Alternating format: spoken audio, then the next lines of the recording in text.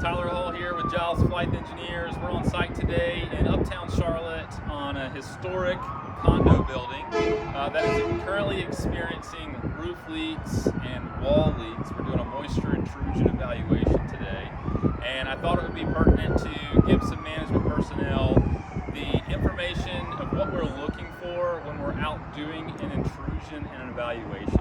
A couple of the key factors we want to see is interior access. We won't do that today just because it's personal spaces, but we've already looked at that, where they're experiencing a lot of the plaster bubbling up and efflorescence on the walls, damaging the paint. So today's object is to determine where that moisture is coming from and provide repair recommendations to provide to contractors. So today you can see this flat roof here is covered in a ballast. That's the rock material, usually 1, maybe 2 inches thick tops. Around the edges is a different style of roofing on this particular building, which is a little atypical. So we've got some dissimilar materials and how those come together. That might be a point of access for moisture here. Just a couple of terms that we use in the reports you may not be familiar with. This is what's called a parapet. Now this building is historic, so this parapet's a lot more decorative than a newer building will be.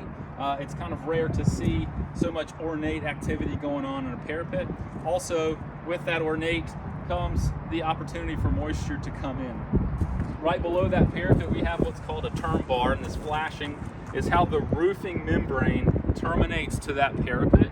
And then this is what's called a modified bitumen, which transitions to the ballasted roof, which for this is coal and tar. This roof is fairly old, several decades, and we're looking to potentially replace that roofing. Another key source of intrusion into this particular building is likely through the facade itself. So if you come over to the edge of the parapet, obviously being careful, looking over the brick, this is not true veneer. This is actually a 3-width masonry wall, and the outer veneer is porous, which lets water in.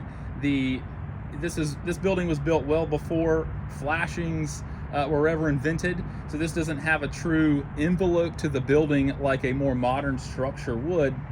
However, the intent was that the water soaks into the brick, and then as the sun comes out after the rain, then the UV starts to bake it and it evaporates out of that brick. Over time, that constant moisture passing between the brick structure and through the mortar will deteriorate it, and it will eventually work toward the structural brick inside, and I think that's what this building is currently seeing. So some ideas that we can do here is make sure that our sealants around penetrations are well done, and then potentially putting a brick sealer on the structure. And then obviously we've got a beautiful view of Uptown Charlotte behind us. We don't always get a great view when we're doing these inspections, but this is just phenomenal. Again, this has been an on-site with Tyler Hall at Giles Flight Engineers. Feel free to reach out to us if you have any questions.